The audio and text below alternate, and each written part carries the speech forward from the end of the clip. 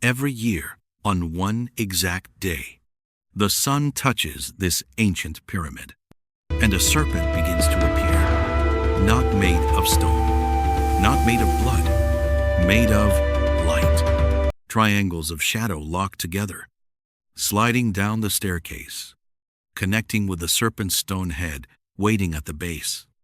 A few minutes later, it disappears. But the frightening part isn't the serpent.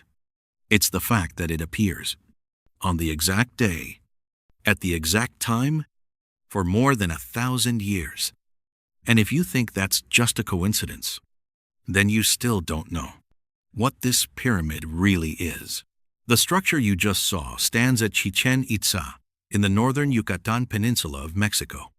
That pyramid is called El Castillo, the castle, a name given later by the Spanish.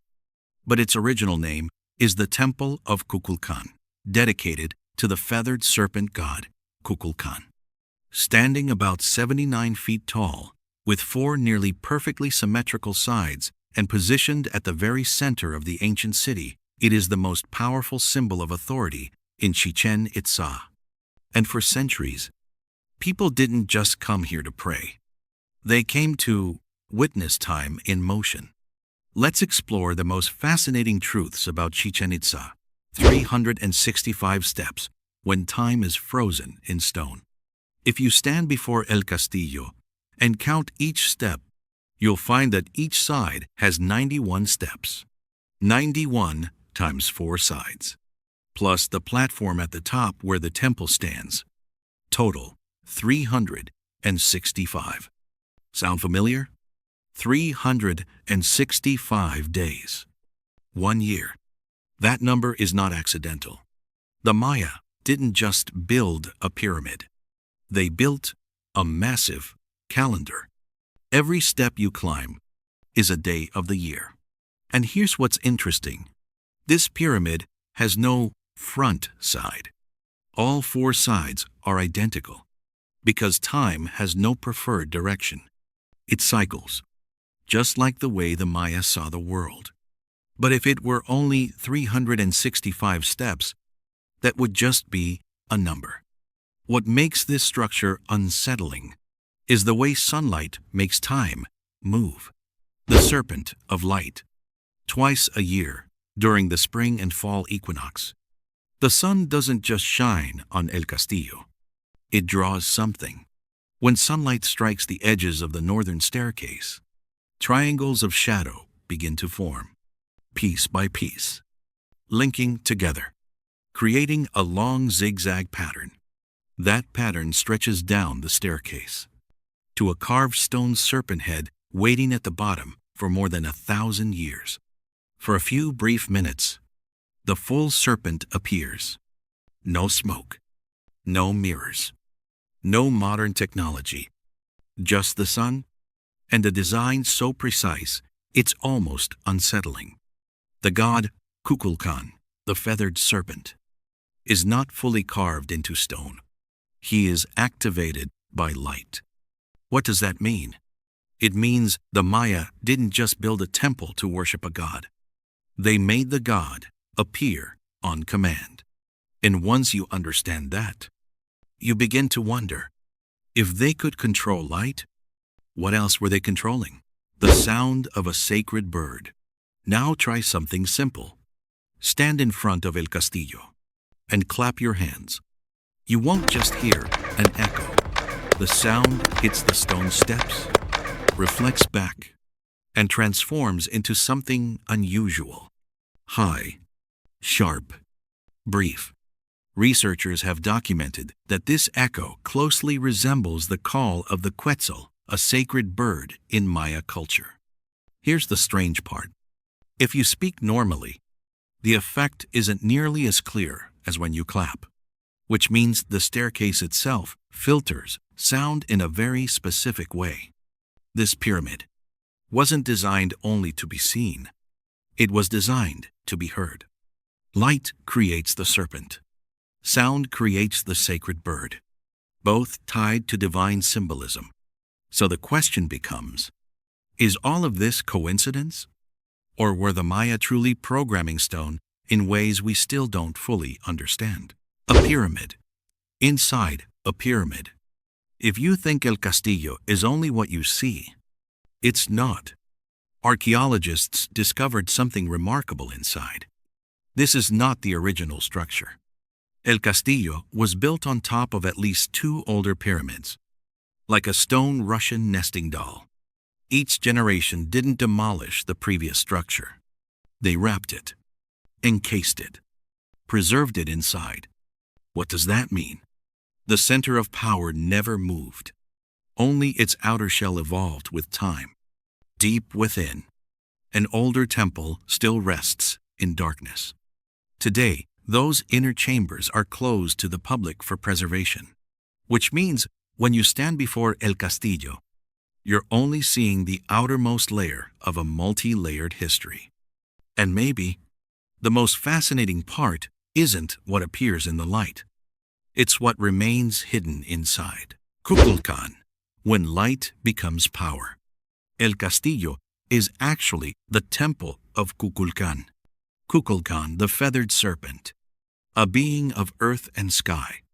When the serpent of light appears on the equinox, exactly at the predicted time, that's not just religion, that's power. Because who knew the exact day the god would descend? Who stood in the plaza and announced the moment? When you can predict the movement of the sun, you don't just understand the sky. You control belief. But in Chichén Itzá, power didn't come only from light.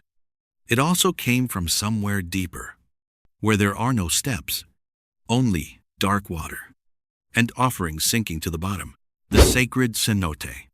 Not far from El Castillo lies a massive natural sinkhole. The Maya called it a cenote. No rivers, no lakes. Water meant survival. But the sacred cenote was more than a water source.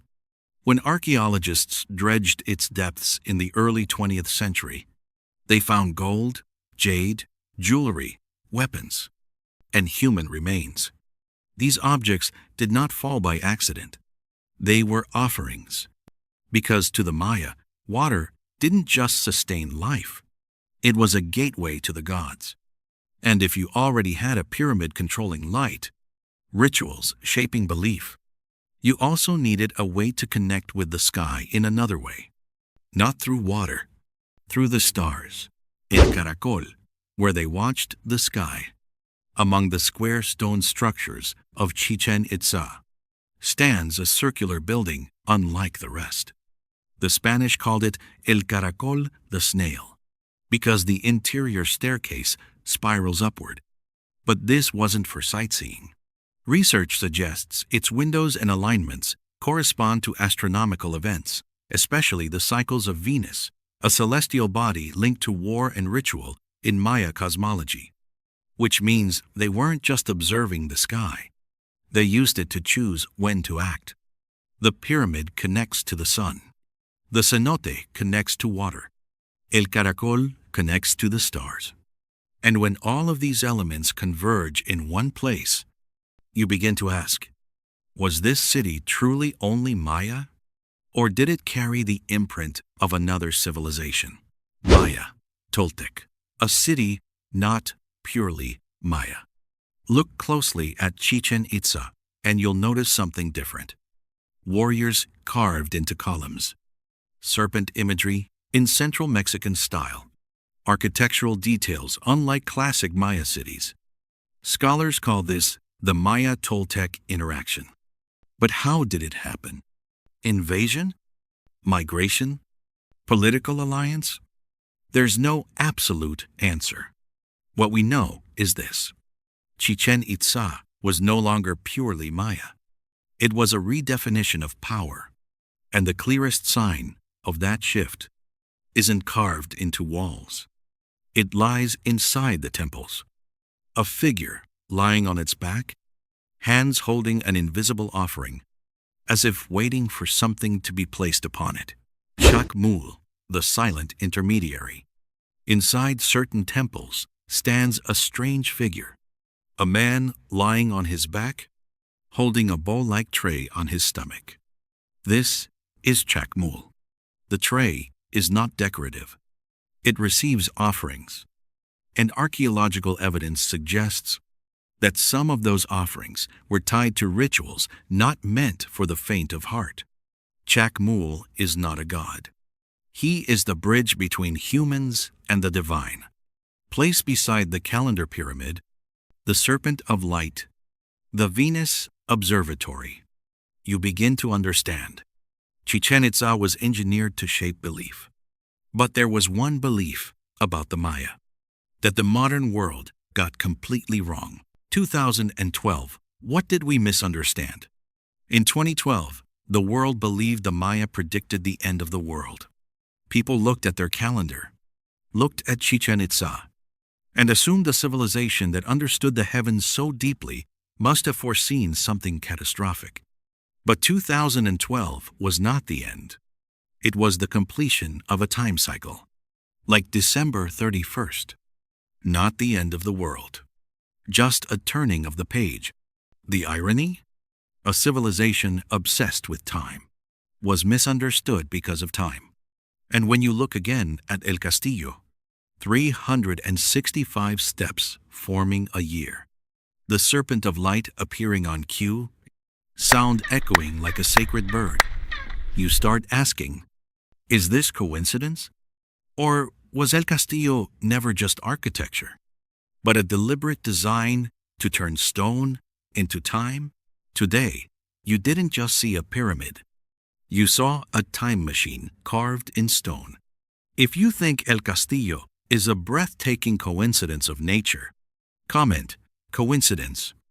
If you believe it's an intentional masterpiece of design, comment, programmed. And if you want to keep exploring structures that change the way we see the world, don't forget to subscribe, because this world still has many fascinating secrets waiting to be uncovered.